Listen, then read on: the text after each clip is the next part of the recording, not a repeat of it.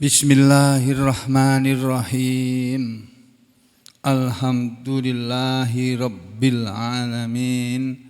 Wassalatu wassalamu ala rasulillahi wa ala alihi thahirina ajma'in. Amma ba'du ayyuhan nas ittaqullaha mastata'tum wasma'u wa ati'u la'allakum turhamun. Para muslimin rahimakumullah, mari kita lanjutkan ayat berikutnya yang menerangkan ayat-ayat yang penting untuk segera diketahui oleh kita semua para muslimin ini. Dan ayat berikutnya yang harus segera diketahui antara lain adalah ayat yang isinya itu jangan rakus,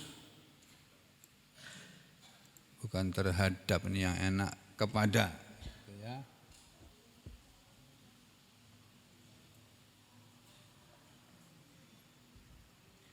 Aku nulis kepada aja begini, pelan-pelan ya. Kalau yang pintar ngetik kan gitu. Nah, itu ngetik pakai jari 11, Pak. Bukan pakai jari 10.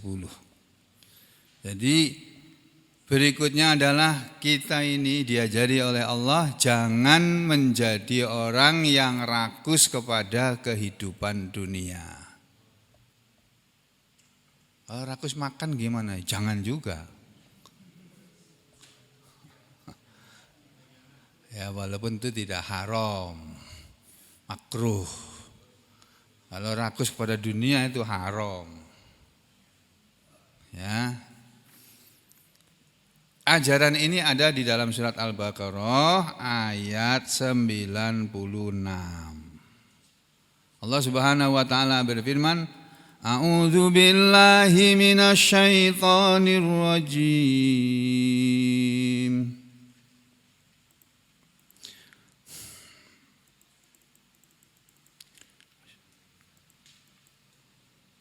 Wala tajidannahum ahrasan nasi ala hayatin wa minal ladzina asyraku yawaddu ahaduhum law yu'ammaru alfasanah wa ma huwa bimuzahzihihi minal azabi ayyu'ammar wallahu basirum bima ya'malun. Kata Allah, wala tajidannahum, dan sungguh benar-benar engkau Muhammad akan mendapatkan mereka. Wa itu artinya dan, la itu artinya sungguh, tajidanna benar-benar kamu akan mendapatkan hum mereka siapa? Orang Yahudi, orang-orang Yahudi. Dan sungguh benar-benar engkau Muhammad akan mendapatkan mereka orang-orang Yahudi itu adalah ahrason nas, serakus-rakusnya manusia, paling rakusnya manusia, ahroso, paling rakus, sangat rakus. Ini masuk isim tafdil ya kalau nggak salah ya namanya ya. Sungguh kamu Muhammad akan mendapati mereka orang-orang Yahudi itu paling rakusnya manusia atau manusia yang paling rakus ala hayatin atas kehidupan, maksudnya atas hidup di dunia ini. Wa minal ladzina asyraku, dan lebih rakus lagi minal ladzi Wa minal ladzina asyraku, dan lebih rakus daripada orang-orang yang musyrik. Wa minal ladzina asyraku, wa maksudnya dan lebih rakus lagi orang-orang Yahudi itu min daripada alladzina orang-orang yang asyraku, berbuat kesyirikan, orang-orang musyrik Mekah, penyembah-penyembah berhala. Orang Yahudi itu lebih rakus lagi daripada orang musyrik penyembah berhala. Terus yawaddu ahaduhum, yawaddu sangat menginginkan, ahaduhum seseorang di antara mereka, lau yu'ammaru, kalaulah diberi umur, yu'ammar diumurkan, diberi umur panjang, sampai alfasanah 1000 tahun. Jadi orang Yahudi kepingin hidup 1000 tahun. Gak mau mati mereka, gak mau cepat mati. Lalu Allah bilang, wa ma huwa bimuzahzihi, wa ma dan tidaklah, padahal tidaklah huwa dia yang diberi umur 1000 tahun tadi, bimuzahzihi, dengan orang yang dijauhkan dia, ya, minal azab, dari azab, ayu ammar, kalaulah mereka diberi umur panjang. Kalau mereka diumurkan, diberi panjang umur sampai 1000 tahun, itu tidak menyebabkan mereka akan bisa dijauhkan dari azab neraka. Wallahu basirum bima ya'malun. Wallahu, dan Allah itu basirun, maha melihat, sangat melihat, bima kepada apa yang ya'malun mereka amalkan, mereka kerjakan. Ayat 96 surah Al-Baqarah ini, kalau Kementerian Agama RI mengartikannya itu dalam berapa di Quran itu Pak? 15, 16, 16 Kak Arab ya kono. Nah sini ya, ayat 96 nih. Wala tajidannahum, dan sungguh engkau Muhammad akan mendapati mereka orang-orang Yahudi. Loh ini hum, mereka maksudnya orang-orang Yahudi. Ahrason nas, manusia yang paling tamak, paling rakus. Loba, tamak, rakus, itu sama saja. Itu paling rakus, wa minal ladzi, paling rakus, ala hayatin, akan kehidupan, terhadap kehidupan, kepada kehidupan dunia. Hayatin, kehidupan dunia ini maksudnya. Wa minal ladzina asyraku, bahkan lebih tamak dari orang-orang musyrik. Ini ada footnote-nya nih. Orang-orang musyrik itu kata tim penterjemah Al-Quran Kementerian Agama, diartikannya 42. Musyrik adalah orang yang mempersekutukan Allah dengan yang lainnya. Jadi orang musyrik itu bukan hanya orang musyrik Mekah. Ya, semua orang yang menyekutukan Allah dengan selain Allah, menuhankan sesuatu selain Allah, bersama dengan pengakuannya bahwa Allah itu adalah Tuhan. Jadi ada orang percaya Tuhan itu Allah, dia percaya, tapi dia juga percaya ada Tuhan lain selain Allah. Nah itu orang musyrik itu. Ya. Bukan hanya penyembah-penyembah berhala. Wa minal ladzina asyraku yawaddu ahaduhum, masing-masing dari mereka, ahaduhum dijadikan masing-masing dari mereka. Ahaduhum, seseorang di antara mereka, itu ingin, ya, yawaddu ahaduhum, masing-masing dari mereka ingin, itu yawaddu ahaduhum ya benar ya, yawaddu ahaduhum, mana tadi, ya benar ya, lau yu'ammaru, lau kalau, mana tadi, enggak ada di sini terjemahannya. Masing-masing dari mereka ini ingin diberi umur, ya, yawaddu ahaduhum lau yu'ammaru,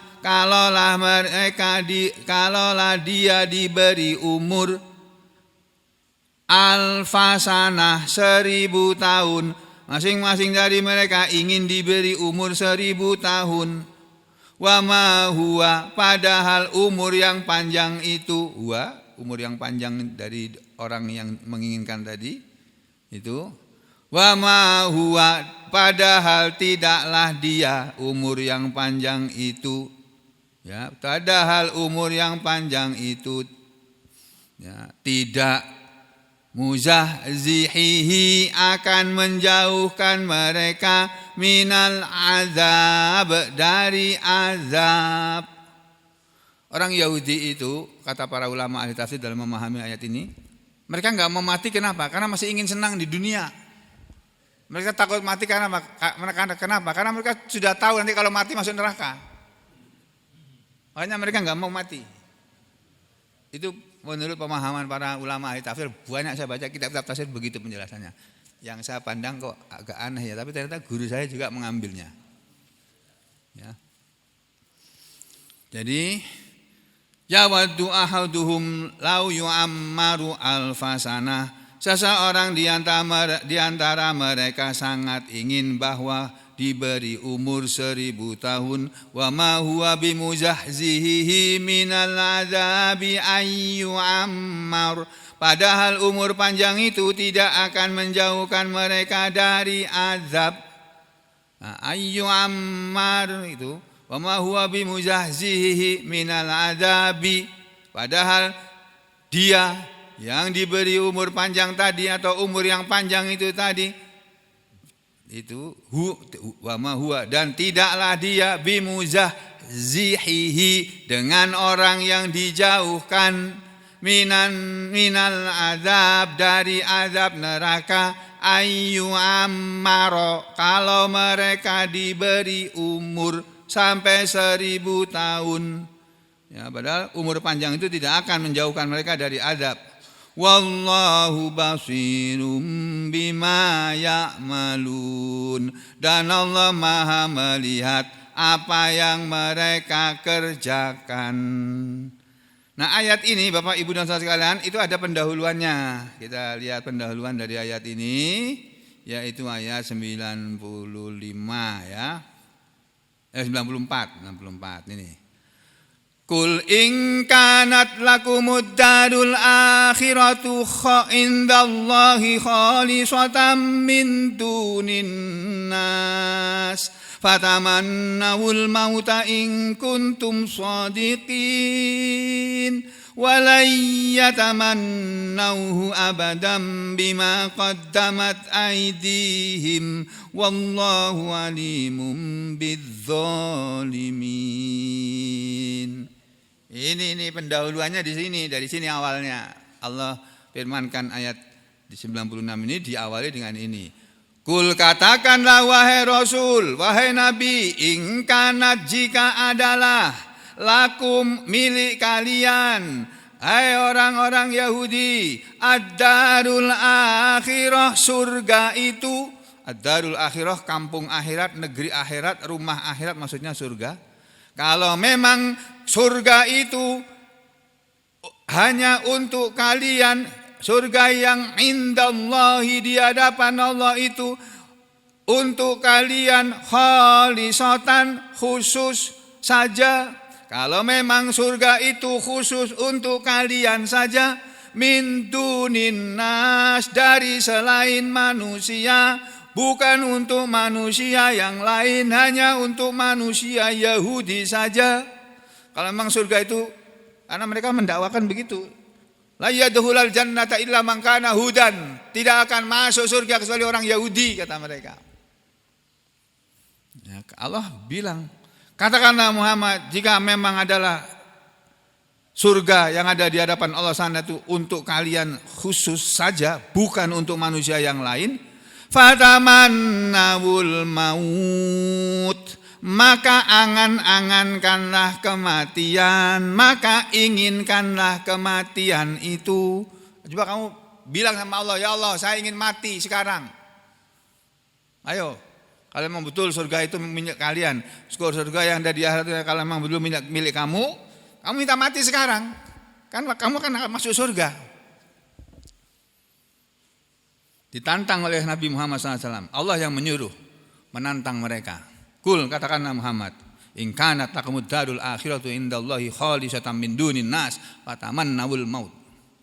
In kuntum shadiqin, jika kalian adalah orang-orang yang benar.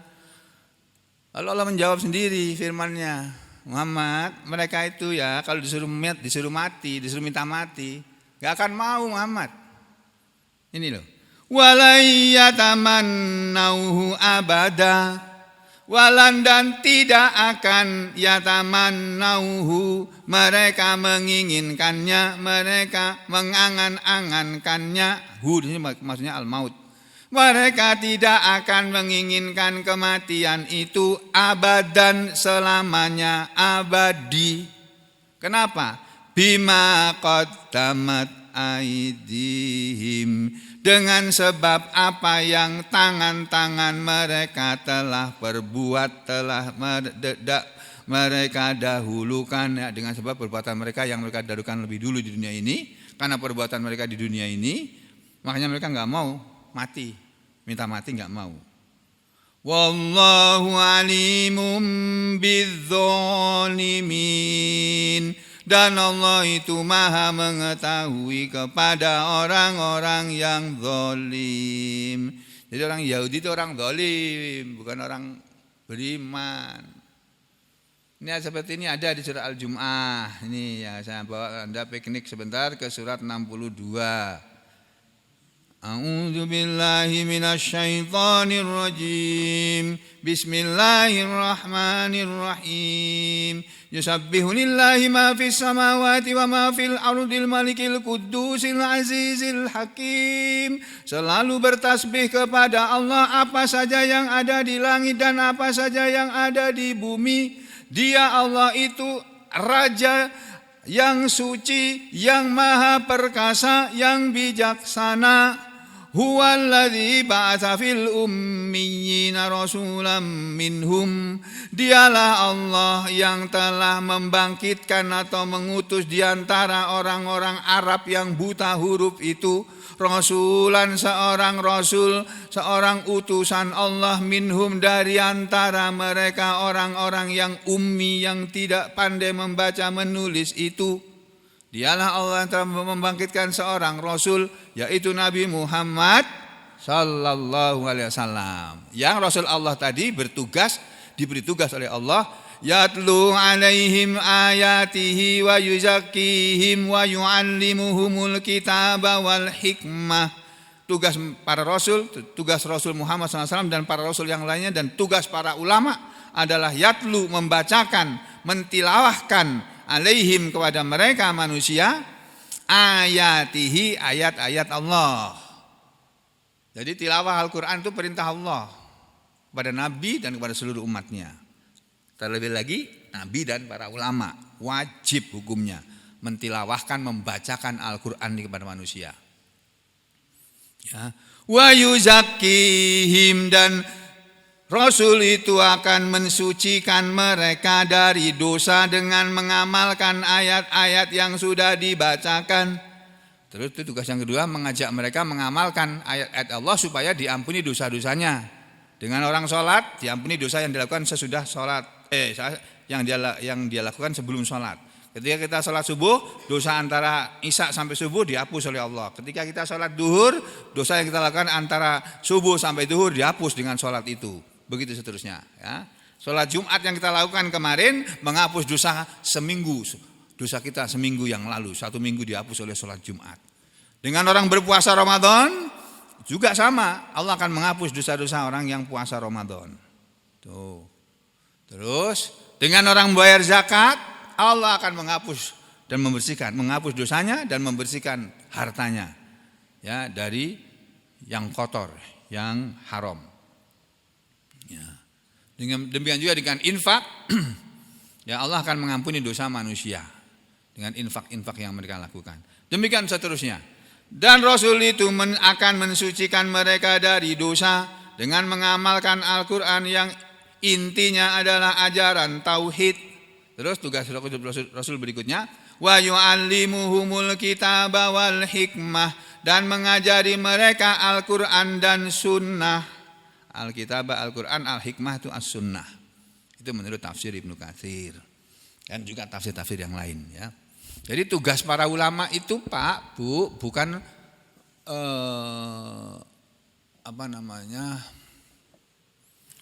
bukan seperti yang kita saksikan sekarang ini. Tugas ulama itu sama dengan tugas Rasul.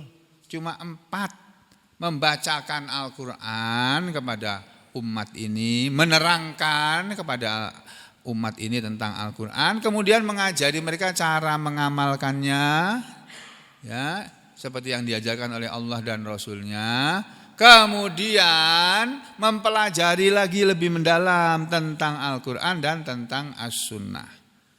Terus kata Allah, wa in kanu min qablu lafi dhalalim mubin. Wa in kanu, dan sungguh adalah mereka min qablu sebelum itu lafi dhalalim mubin. Sungguh dalam kesesatan yang nyata, yang jelas.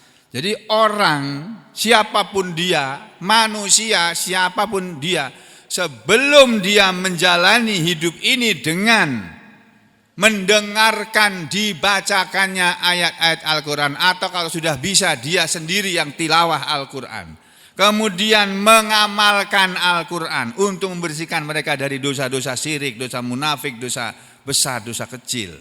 Ya, kemudian mempelajari Al-Quran dan As-Sunnah. Sebelum itu dilakukan oleh manusia, mereka berada dalam kesesatan yang nyata. Jadi kalau sampean nggak ngaji, sampean sesat. Iya, sesat. Makanya gunanya ngaji itu penting. Ngaji itu penting, sangat penting. Lebih penting daripada cari uang. Cari uang itu juga penting, tapi ngaji lebih penting daripada cari uang. Karena kita ngaji itu pahalanya kita bawa mati. Dunia, duit, kita cari dapat ini, kita mati ditinggal duitnya, nggak kita bawa, akan digunakan oleh keluarga kita, bermanfaat untuk keluarga kita yang kita tinggalkan. Terus Rasul itu tadi diperintah oleh Allah membacakan kepada mereka ayat-ayat Allah. Terus bukan hanya mengajari mereka orang-orang Mekah, orang-orang di masa Nabi. Wa akharina minhum lamma yalhaqu bihim wa huwal azizul hakim, dan juga kepada orang-orang yang lainnya di antara mereka yang lamma yalhaqu bihim, belum pernah bertemu dengan mereka, dan umat Nabi Muhammad SAW yang belum pernah bertemu dengan Nabi Muhammad SAW dan para sahabatnya juga punya kewajiban sama, tilawah Al-Quran. Ya, mendengarkan tilawah Al-Quran atau tilawah Al-Quran, kemudian mengamalkan Al-Quran, kemudian mengajarkan, mempelajari Al-Quran dan Sunnah. Itu orang-orang yang lainnya juga begitu. Wa huwal azizul hakim, dan dia Allah yang maha gagah perkasa, maha bijaksana. Terus ayat yang keempat, dzalika fadlullah, itulah karunia Allah. Jadi karunia Allah, pemberian Allah itu bukan hanya duit, Pak. Yang dalam pikiran kita kan selalu duit. Makanan.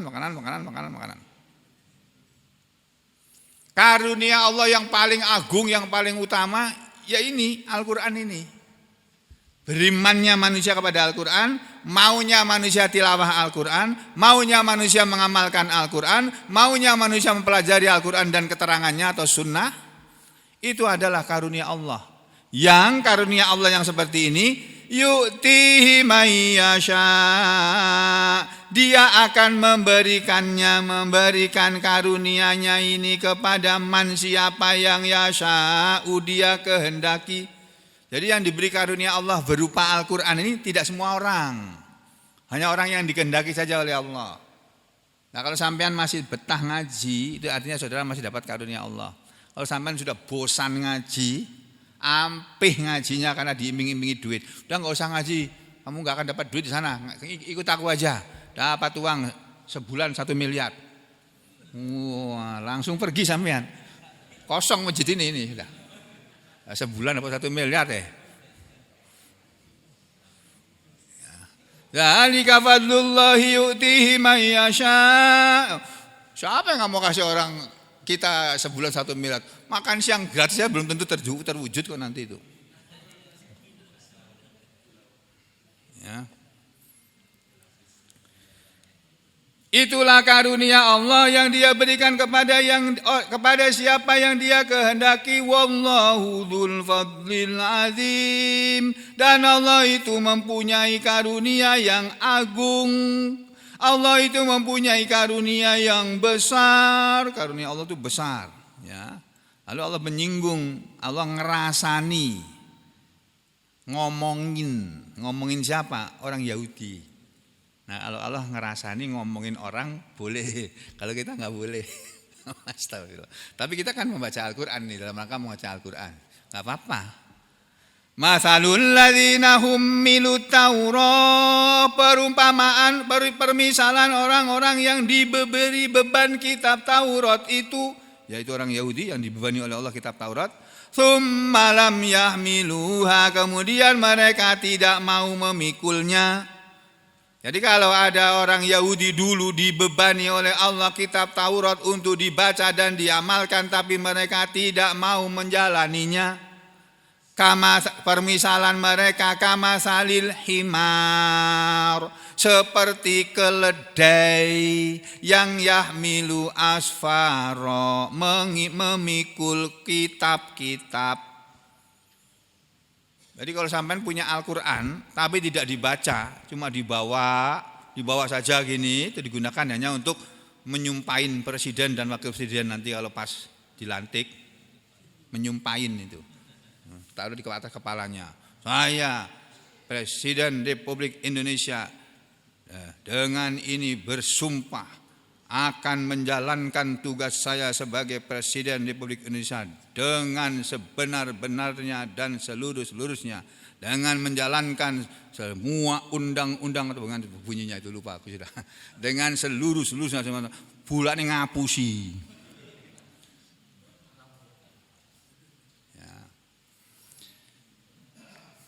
Permisalan mereka orang-orang Yahudi yang dibebani kitab Taurat kemudian mereka tidak mengamalkannya seperti keledai yang memikul buku-buku.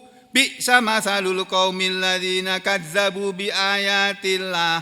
Buruklah, sungguh buruklah perumpamaan kaum orang-orang yang mereka mendustakan kepada ayat-ayat Allah. Wallahu la yahdil qaumadz zalimin, dan Allah tidak akan menunjuki kepada kaum yang zalim itu.